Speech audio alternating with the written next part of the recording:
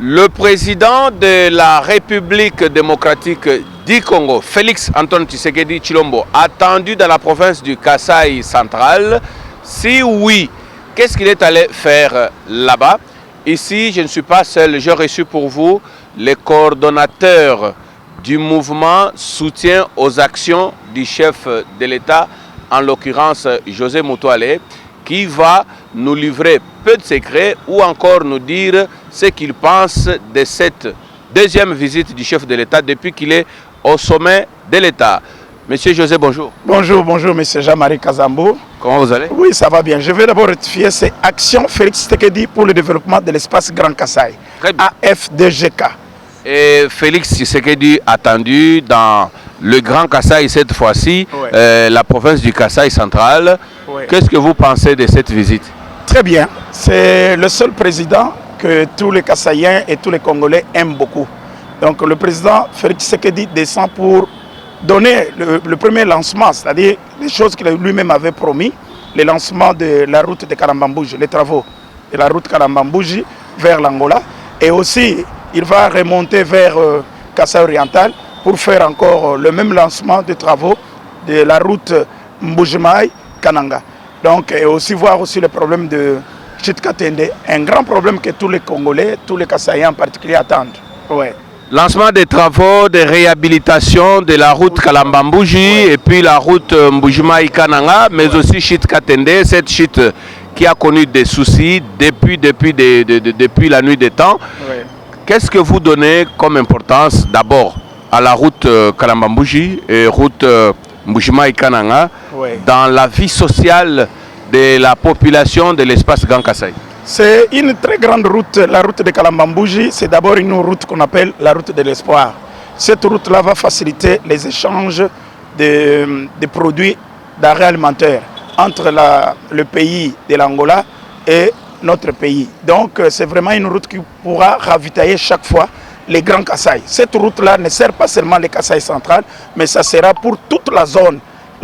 Donc il y aura de import-export, d'autre côté, il y aura les marchandises qui viendront de l'Angola et aussi nos propres produits qui quitteront le Congo à partir de Kasaï pour aller en Angola. Tu vois déjà que ça va décanter beaucoup de problèmes sur le plan économique.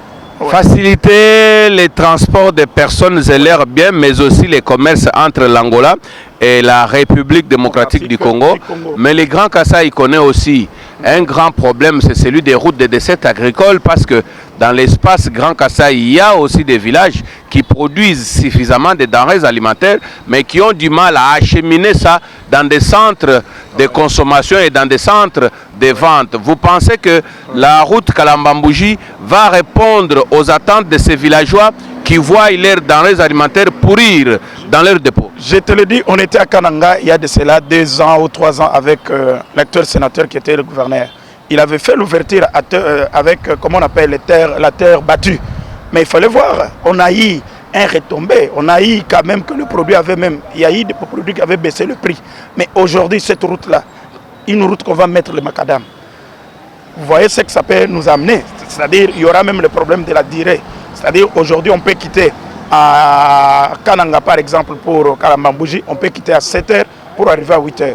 Et parlant des routes dessertes agricoles, ça je te l'ai dit, le président de la République est engagé pour développer l'espace Grand Kasaï. S'il part à Kananga, en Mbujimaï, c'est aussi pour voir comment on peut relier toute la zone la kassaïenne avec des routes de dessert agricoles. Aujourd'hui, vous allez voir que nous avons la station agricole de Lubondaï, nous avons la station agricole de Nkwadi, et si cette station agricole produisait comme il faut, et si on aménageait les routes en quittant par exemple le Bondaï vers Kasaï central, vous voyez que ça peut donner un impact très positif sur l'économie et il y aura des baisses de prix.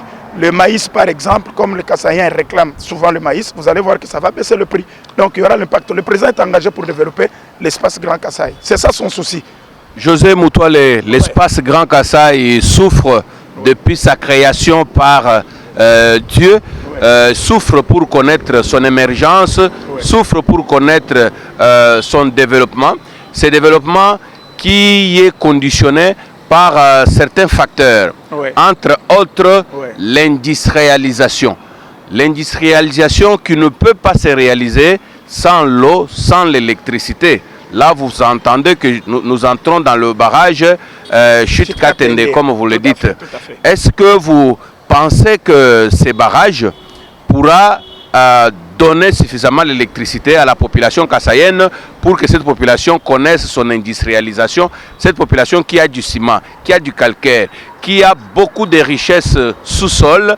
Parfois, beaucoup de gens ne le savent pas, les Kasaï ont encore des richesses sous-sol intactes qui ne sont pas encore touchées, mais qui espèrent aussi un jour voir ces richesses être touchées pour son développement. Vous pensez que ces barrages vont réellement être construits et fournir du courant pour répondre à l'attente de la population kassaïenne? Bien sûr, sans énergie, ça je te l'ai dit qu'une province ne peut pas se développer.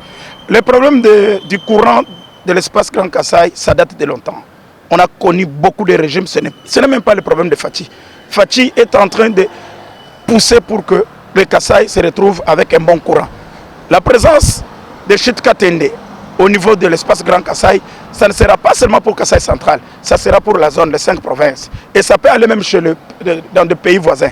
Aujourd'hui, si nous avons le bon courant, Jean-Marie, pourquoi moi je vais rester ici?